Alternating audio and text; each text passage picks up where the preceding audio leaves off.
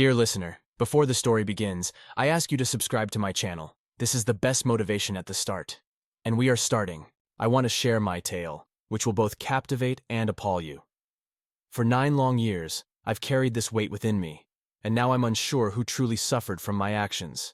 My former spouse and her paramour, or myself. To comprehend my situation and inner turmoil, allow me to introduce myself. I was raised in a household with strong moral values. From a young age, my parents instilled in me the importance of honesty, fairness, and integrity. Fortunately, I excelled in all aspects of life. I could master the yearly curriculum in mere months, was an avid athlete, and by 17, I had achieved the rank of master in boxing. I possessed an eidetic memory and so much more. People often remarked that I was exceptional in my own right. My rapid mastery of the school curriculum meant I rarely attended classes. By then, I had my own trading spot and earned a substantial income. All areas of endeavor came naturally to me. With several generations of my family in the construction industry, I chose to carry on the legacy and establish my own company while simultaneously pursuing a correspondence degree at the Institute. At 18, I already owned my own apartment and business.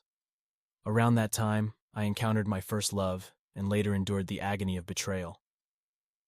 After cohabiting for a year in my apartment, she was unfaithful but rationalized it by saying we weren't married, and she saw no issue with it before the wedding.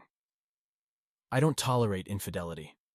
I was always composed and internalized my emotions, known only to myself. Though this marked the beginning of my inner turmoil, I won't dwell on it. As time passed, my business thrived, and I went through women like gloves, while also aiming to study everything about them, their psychology, mannerisms, character, habits, and more. By 26, I could effortlessly detect infidelity, deceit, and a partner's true nature. Despite dating many women, I grew increasingly convinced that none were worthy of trust. I earnestly sought the one who would be my soulmate, but encountered only those interested in my wealth, those averse to commitment, or those who betrayed me.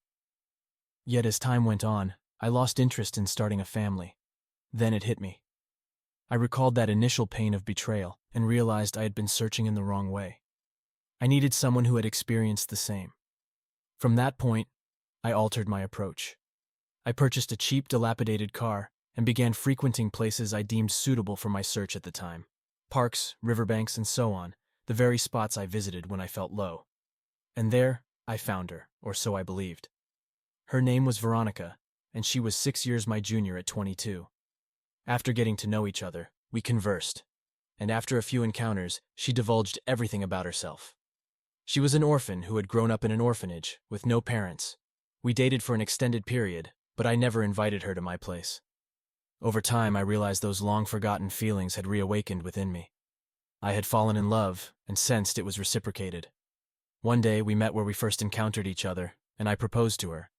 Happiness knew no bounds, and upon her acceptance I also revealed that I was quite successful, which further elevated me in her eyes. I'll skip the cliches of the wedding, honeymoon, and married life. By then, we had been married for 7 years. I can say I had never known such joy. Throughout our entire time together, I received affection, support, and declarations of love and fidelity from my other half. I couldn't doubt it for a moment, but how mistaken I was. Let me provide the backstory of the person who shattered my world.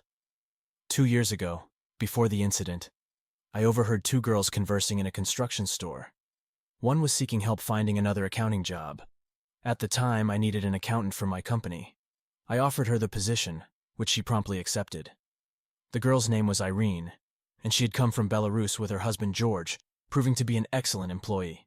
A few months later, I required a full-time designer, and she asked to consider her husband for the role. He is the reason. After completing 2 trial projects, he was hired. Simultaneously, I was constructing my own cottage. A year went by and everything was fantastic. I was pleased with his work, and by this point, our house was ready for interior design. Naturally, I entrusted this task to him, and since my wife was eager to decorate our little nest, I allowed her to oversee it. This was my gravest error. And so we arrive at the horrifying conclusion of this tale. Periodically, my wife would spend 2 to 3 hours at the house discussing design matters with George. Initially, I would occasionally join them to offer my input, that is, to share my thoughts. But later I decided to fully entrust these issues to my wife. Throughout this time, I didn't detect the slightest hint of her infidelity. Everything proceeded as usual: regular intimacy, affection, professions of love. Perhaps I had simply become blind in that moment. But one day, while passing by the house, I discovered something that alarmed me. In one of the upstairs rooms, I noticed a rumpled plaid on the floor. At first, I couldn't even consider my wife's infidelity. I initially thought that while the house was vacant, someone might have been sneaking in to spend the night. Without a second thought, I went to the store, purchased hidden surveillance cameras, and installed them in the room to confront the uninvited guest later. I didn't inform my wife to avoid unnecessarily worrying her. Due to my heavy workload, I could only return a week later. What I witnessed on the recording shattered my heart. My wife and George were engaging in acts that wouldn't be shown in films, and then she would come home and behave as if everything that transpired there was normal. But how could she do this to me? She had bared her soul to me, sharing how difficult it was for her to endure betrayal. This negated everything. They broke me inside. They say there is only one step from love to hate, and I got into the car, wanting to end it all. But then my composure awakened, reinforced solely by my hatred.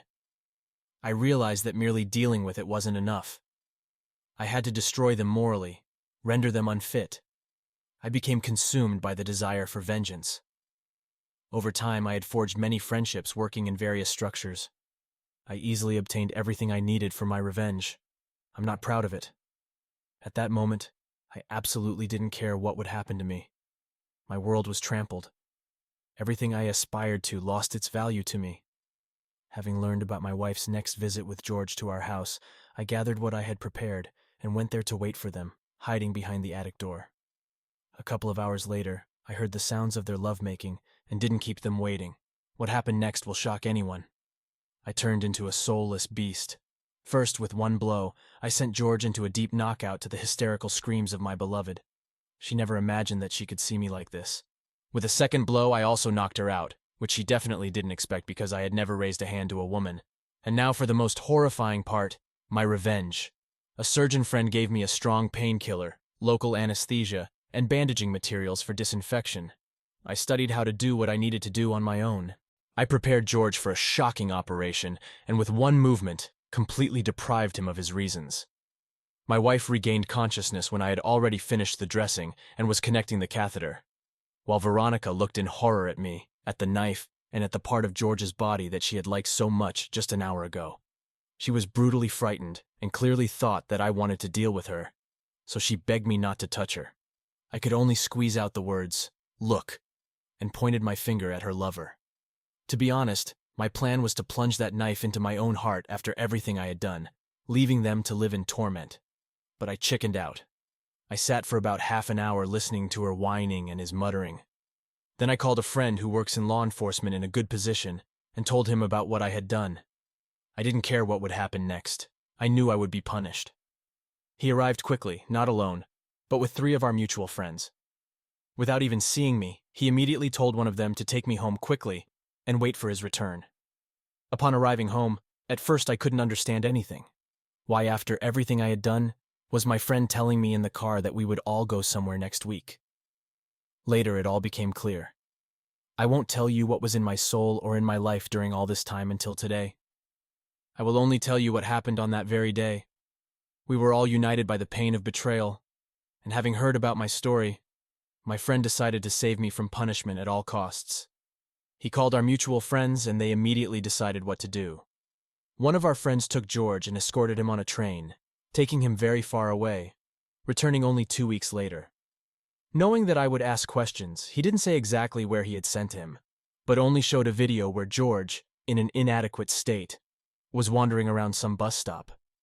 The second friend took the video recording of my wife's infidelity and went to George's wife, showing it to her and saying that they had stolen a large sum of money from me and escaped.